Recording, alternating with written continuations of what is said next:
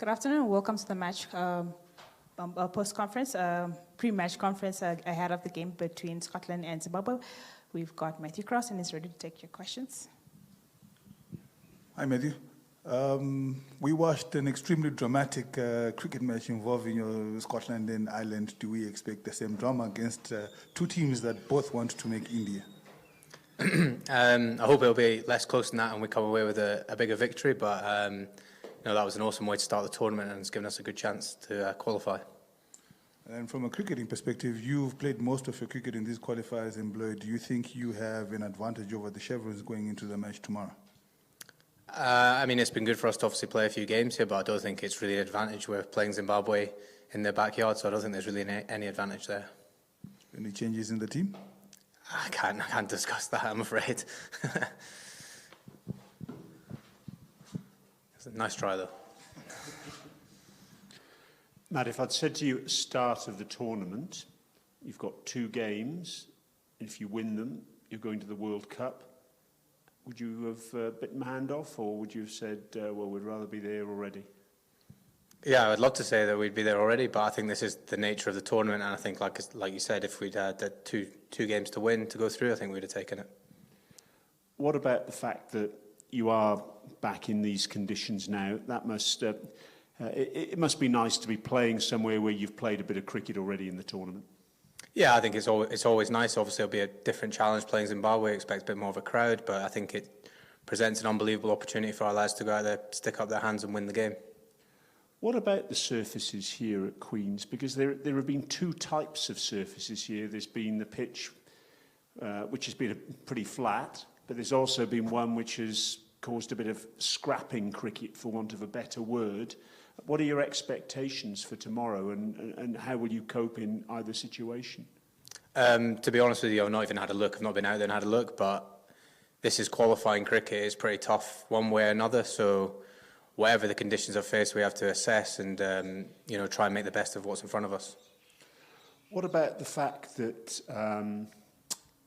sorry, I forgot my question there. I'll think of another one. Is the toss absolutely vital? Obviously, we've seen Brandon McMullen bowl extremely well with the new ball. He's swung the ball. You've been up at the stumps putting pressure on the batters as well.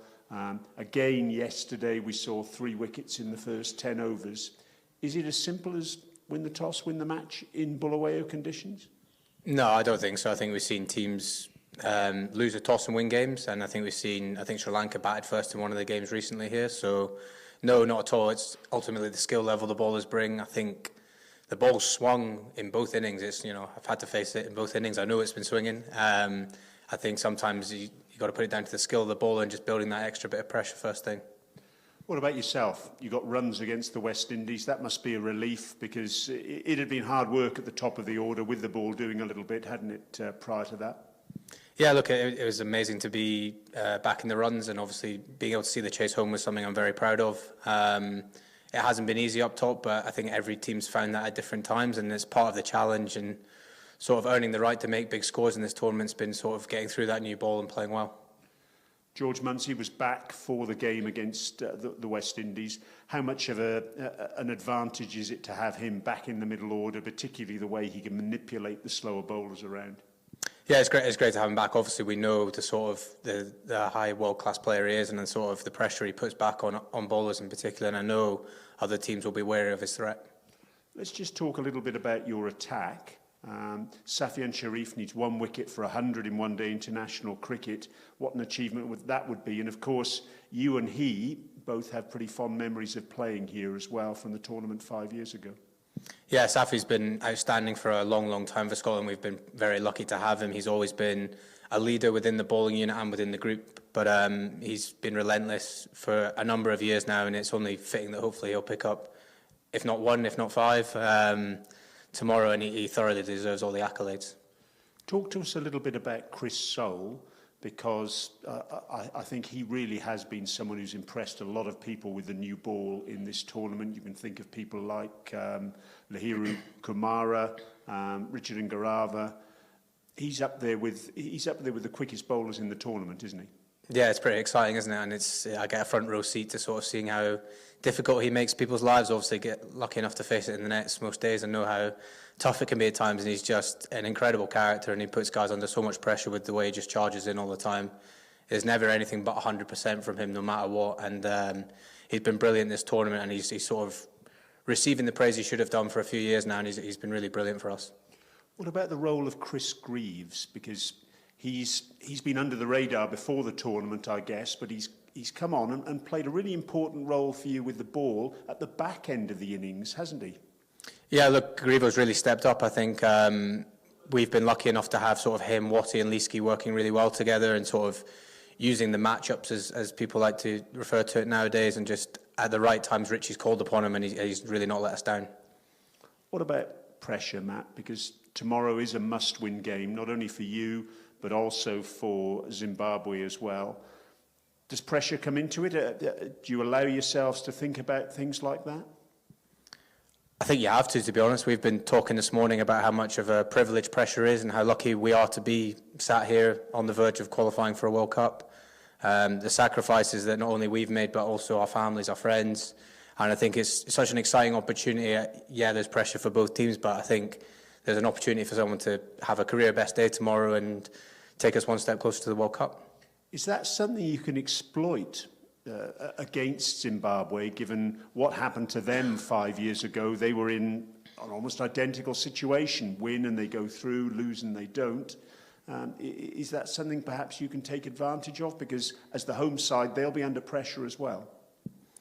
Yeah, look, I can't really speak to how they're feeling or what they're saying, but, you know, from being an associate cricketer for so long, I know this is the kind of pressure we have to deal with every time we pretty much put on a Scotland jersey. We don't get any freebie type games, and there is always something riding on the next game. So, look, we're used to the pressure. Obviously, it's going to be a pretty cool day, I think, all round, and I really hope we're coming out on top.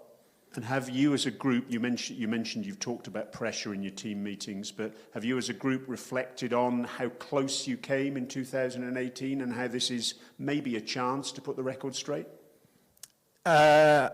Maybe in patches, but I don't think it's something we think about too much. Obviously, we did really well in 2018, but it's a different group now. There's good experience in there mixed with some exciting young talent, and I think ultimately we've got ourselves in the right position to go and try and finish the job. You mentioned the young talent there. It really has been gratifying from the outside, and I'm sure it is from the inside as well, to see that you haven't really missed a beat, even though you're missing Carl Kurtzer, even though you're missing Callum McLeod. The younger players, McBride, McMullen, they've come in, and they've more than filled that breach. Yeah, look, it's always going to be difficult when you're replacing sort of two legends of the Scottish cricket game, but I think the way those two guys you mentioned in particular have stepped up has been phenomenal. Brando especially, you know, opening the bowling, batting three. He's just an unbelievable cricketer and he's handled it so well. And I think Chris McBride as well sort of handled the pressure of opening the batting. Like I've been there with him, I know how hard it's been, but I think he's just such a level-headed character and he's been brilliant in the group.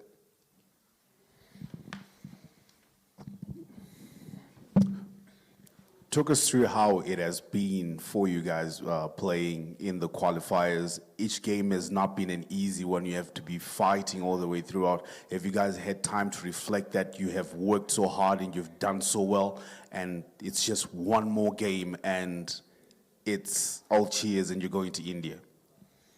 Yeah, I think we've not generally dwelled on the game before too much. We sort of have a chat the next day and sort of pick it apart a little bit, take what we need and move on. I think Doug keeps saying to us as head coach that our tournament starts tomorrow.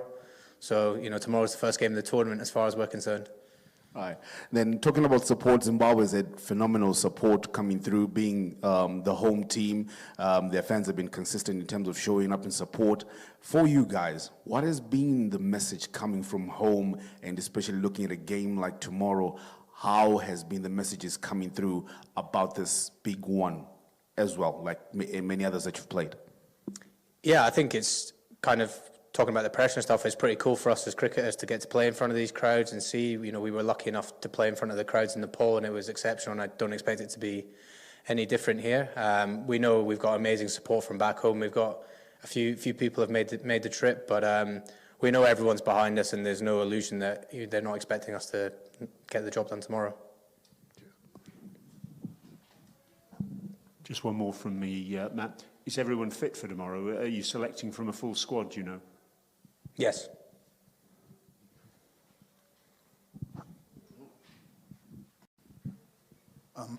Sorry. Matt, you've played literally on 3 different tracks, so to speak, in these qualifiers. Which one has been your favorite as a team? Oh God, they've all been good, and I think, to be honest, it's a new day, a new game, different opposition every day, so it changes very quickly. And I think what we've done brilliantly as a team is we've just adjusted to what's in front of us. We've had a couple of games where the wickets looked incredibly flat, and we found ways to take wickets and score runs. And then there's been times where it's looked tough for the batters, and they've found ways to push through and make a couple of big hundreds there. So I think just in terms of taking it game by game and day by day, we've been brilliant. Do you think that gives you a slight advantage over Zimbabwe, given that they just played at Harris Sports Club and effectively then the 2 games they played here? Nah, it doesn't really. I mean, they've played so much cricket here and enough games of cricket. There's a lot of experience in that team. I don't think it really matters that we've played a couple more games here. Ultimately, it's about turning up on the day and doing the job. Thank you so much, Matthew. Good luck. No worries. Thank you, guys.